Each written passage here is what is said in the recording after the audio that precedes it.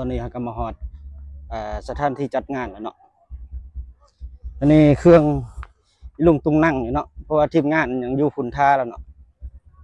มีแต่เฮาสิย่างเข้าไปหาทีมงานพุ่นเบิ่งภาพบรรยากาศทางหน้าเดี๋ยวย่างไปเบิ่งกันเนาะตอนนี้ก็กำลังเดินทางเข้าไปเนาะนี่แม่นจุดฝากรถเนาะบอนฝากรถเป็นสโมสรบ้านหรือว่าปั๊มน้ำมันเก่าเนาะเดี๋ยวย่างไปเบิ่งกันเลย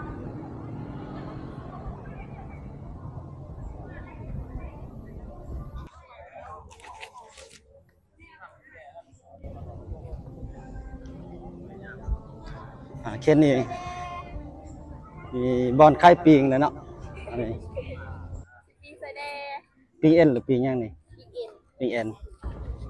น่าแซ่บอยู่เนาะจะน้อยมาซื้อซอยย่างเข้าไปเบิ่งทางหน้ากันเลยเนาะ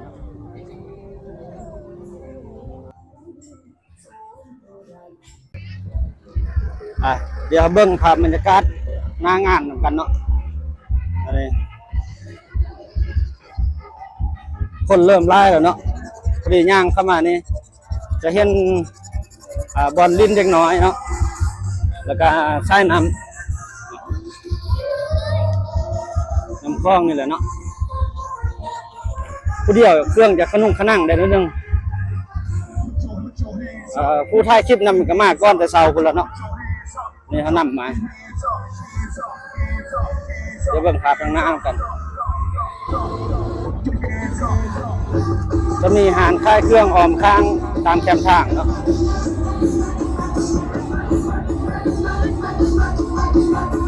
เดี๋ยวเบิ่งกันเนาะ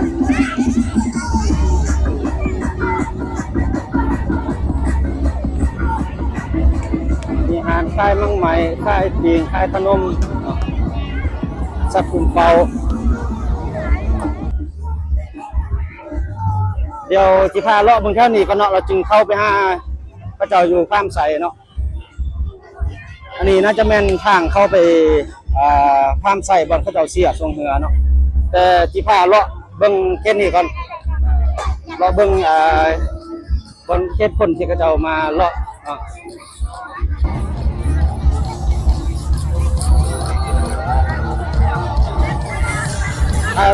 ตอนนี้เราเจอเสี้ยวเราสู้แล้วเนาะ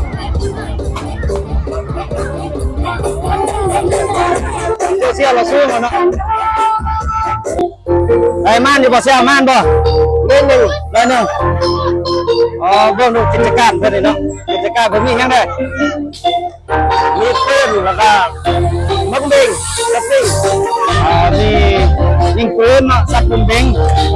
มีสัตว์การกระเท้าพุ่นน่ะสปริงหาได้หน่อยที่เนาะแล้วก็มีตำหุ่นแน่เนาะนี่เนาะตำหุ่นแน่ยังบ่กินเบียร์กันนี่ใช่เป็นเรื่องการให้เป็นลงยูทูบนะเบิ่งไงยิงปืนนะเบิ่งไง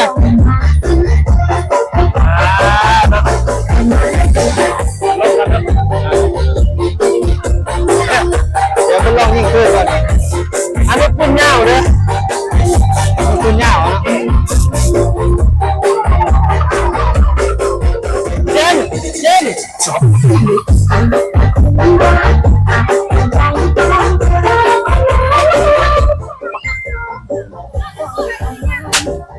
โอเคลงแล้วนะโอเคเก่งเลยเก่งแน่นอนจะคล้องนะคล้องยิ่งอะไรกันคือยิ่งเรื่องอะไรเจ้าเรื่อง7,000ซ้ำรู้ละ3,000เรื่อง7,000เฉพาะปืนยาวดิเฉพาะปืนยาวเนาะปืนสั้นดิปืนสั้นลูกโซ่พันซ้ำลูก5,000โอเคตอนนี้เราก็ยังกำลังย่างเลาะไปเนาะเดี๋ยวไปเบิ่งสภาพแวดล้อมที่เราจะย่างไปนี่ก่อนเนาะโอ้ทางเข้านี่เถื่อนนิดนึงเดี๋ยวเล่นเรื่องดนตรีท่องเที่ยวเนาะเดี๋ยวเราเข้าไปสัมผัสกันเอา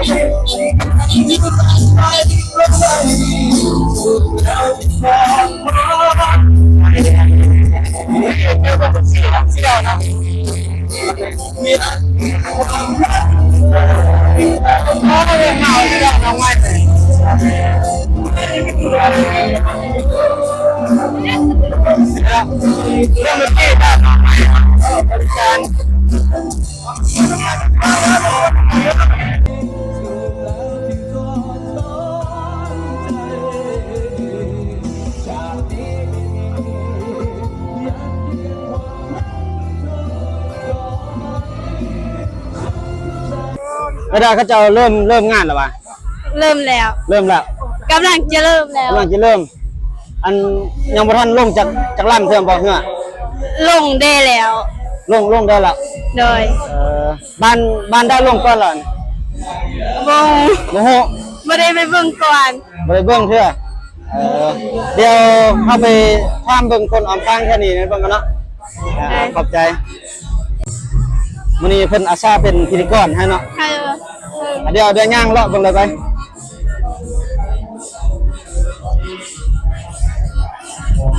ทางมันจะอ้วยนิดนึงเนาะนี่เนาะทางคืออ้วยแท้ ฝนตกเมื่อเช้านี่แหละทางด้วย ฮะ เอาไปสัมผัส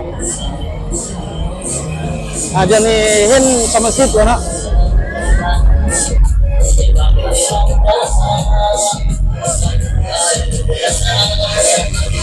ไปเลยกล้วยนี่เนาะเข้าไปได้บ่อันนี้นั่งเป็นเนื้อไทยบ้านน้อยเนาะบ่เข้าไปหรอก เขาถูกแต่เขา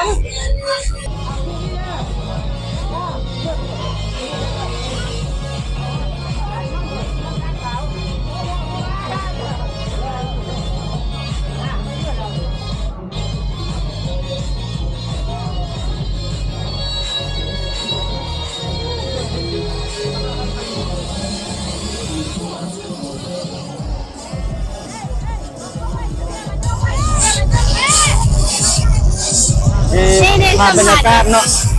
ภาพบรรยากาศการแข่งเรือเดี๋ยวใหม่อย่างนึงนะสัมภาษณ์ได้บ้าง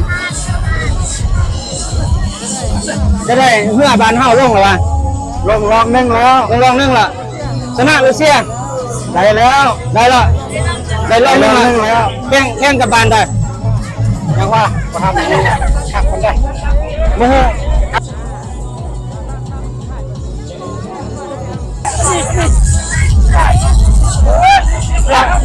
ทีมงานเขาลงเหรอวะลงแล้วได้ลูกเชียร์เกี่ยวติ๊กรอบนึงแล้วแม่เนี่ยแม่ทีมงานใช้บรรทุก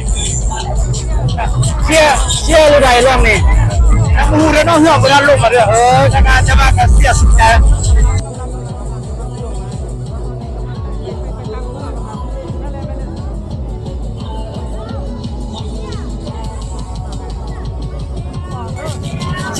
ชี้พายจากคนเขาชี้พายมันมี18 คนพวกกับทำนุ่มบาดเอาไว้พวกกับทำนุ่มบาดเอาเรื่องเรียกว่าเขาไฟเมื่อร่วมกับการทัดเรื่องแบบแมนพวกกันโอเคเดี๋ยวเขาไปเบิ่งภาพบรรยากาศของทางกันเนาะเดี๋ยวกันสู้ๆเลยทีมงานลูกทีมงานลูกเป็นชุดนะเบิ่งเสื้อเลยทีมง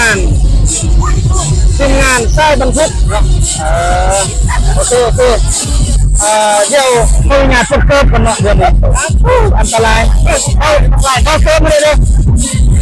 วเสียอะไรเดี๋ยวนี่เจ้าเนาะให้นักแสบแต่เนาะ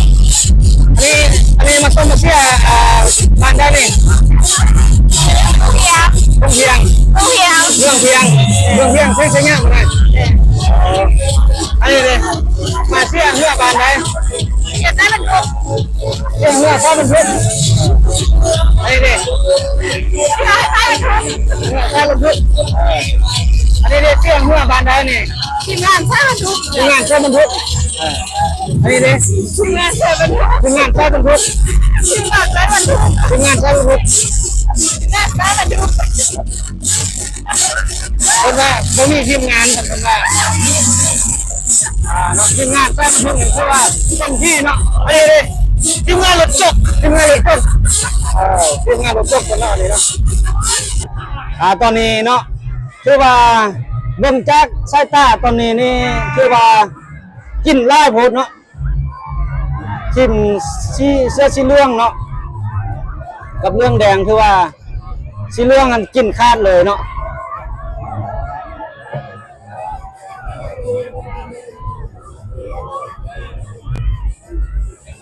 ไปกินแล้วเฮ้ยตอนนี้เนาะเขากำลังจะไปห้าพามไซเนาะอันนี้มันพาบรรยากาศผู้ชมอมข้างเนาะ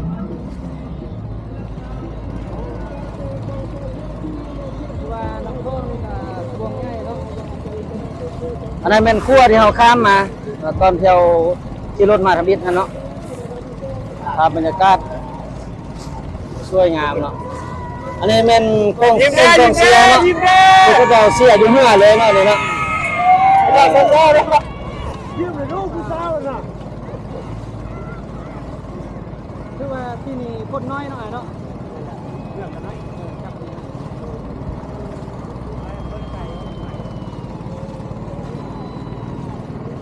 ปีนี้เหือมีจักรลำไหม13 ลำมีบานได้ด้วยมันชื่อว่า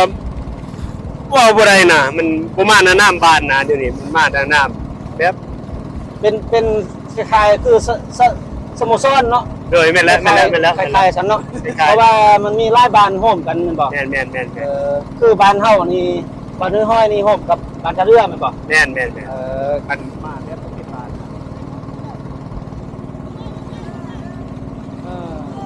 อันนี้ทีมงานอะไรนี่ใช้บรรทุกเนาะทีมงานใช้บรรทุกเนาะทีมงานเดียวกันเนาะ แม่นแล้ว เดี๋ยวเฮาไปเบิ่งทางหน้าว่าเป็นจุดปล่อยเหือเนาะที่เหือของแต่ละทีมมันก็จะมาสลออยู่นี่ท่ามันบ่ แม่นครับป่วยอยู่เนาะ เดี๋ยวเบิ่งภาพทางหน้าเบิ่ง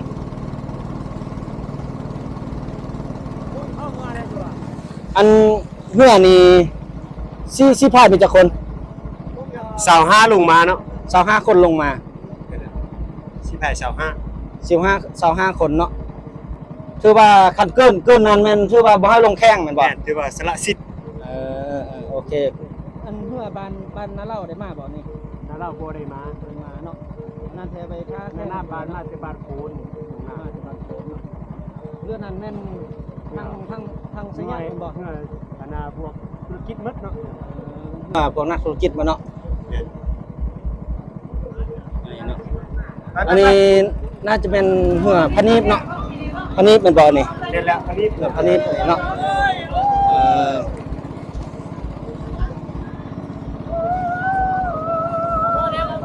เมื่อได้อันนี้เมื่อบานยัง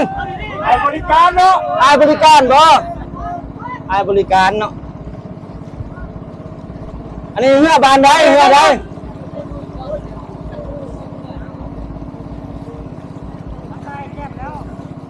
คือว่าเขาจะมาเกี่ยมเนาะสูงๆเลยอ่ะ อันนี้ทีมงานสายบรรทุกเนาะอันนี้เนาะ เป็นงานสายบรรทุกชื่อว่ามีความพร้อมไล่เนาะ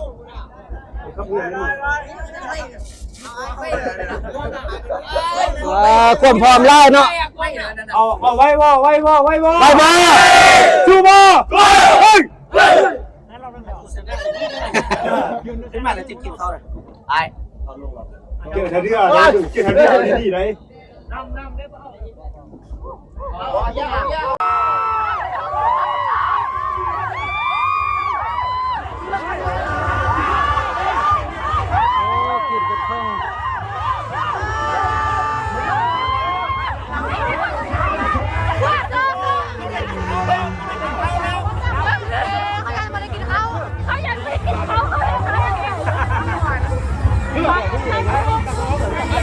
ตอนนี้กำลัง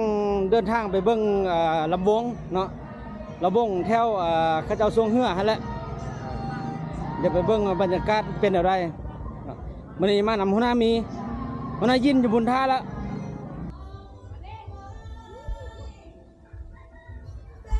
เขาอยู่ทางเย็น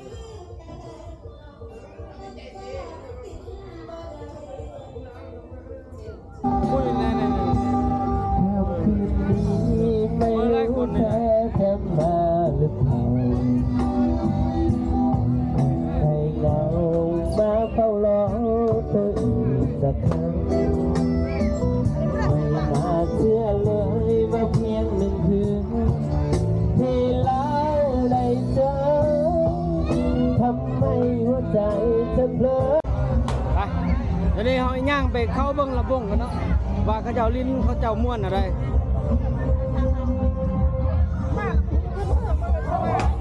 หรือว่าอ้อมข้างนี่เขาเจ้าคลายเครื่องคลายคล้องไปเนาะระบงนี่ตอนมาทพิษท่านยังไม่มีคนอะไรตอนเข้ามาทพิษอะไรเดี๋ยวนี้เริ่มมีคนละเดี๋ยวนี้มานำหัวหน้าเนาะหัวหน้ามี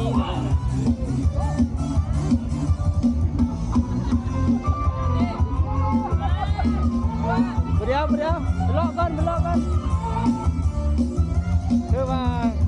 แค่คนนี่ก็ไล่อยู่เนาะแค่คนไล่อยู่อันนี้เป็นบูธของราชโทรคมเนาะอันนี้เราเป็นบูธค่ายเครื่องเชื่อสร้างงามๆเลยเนาะ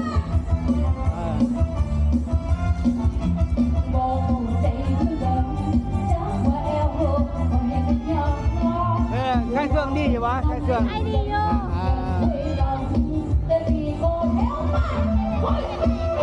ประ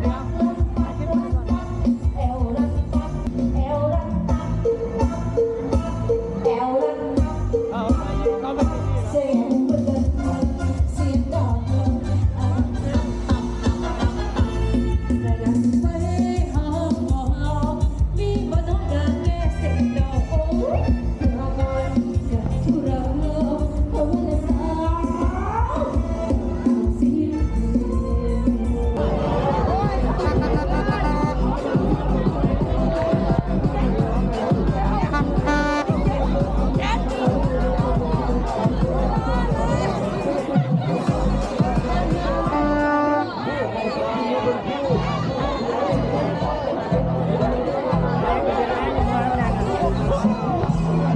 เดี๋ยวนี้เขาจะมาท่ามก่อนเนาะว่าทีมได้ชนะทีมได้แพ้เนาะ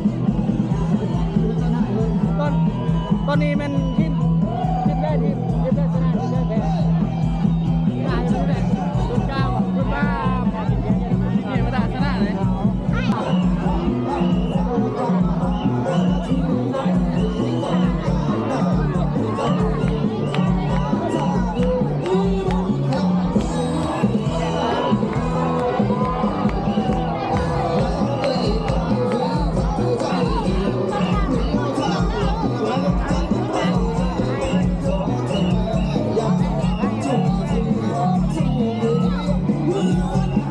เป็นอะไรพี่เมาเป็นอะไรล่ะตัวเพียงไรโอ้ชิเดี๋ยวนี้ยังไม่ต้องรอดเลยวะเดี๋ยวนี้ได้ที่3แล้วแต่ว่ายังท้าสิ่งเติมที่โอ้จบแล้วคือว่าที่3นะมันบอกที่3ใช้บรรทุกที่3แล้วเนาะได้คันใน1แล้ว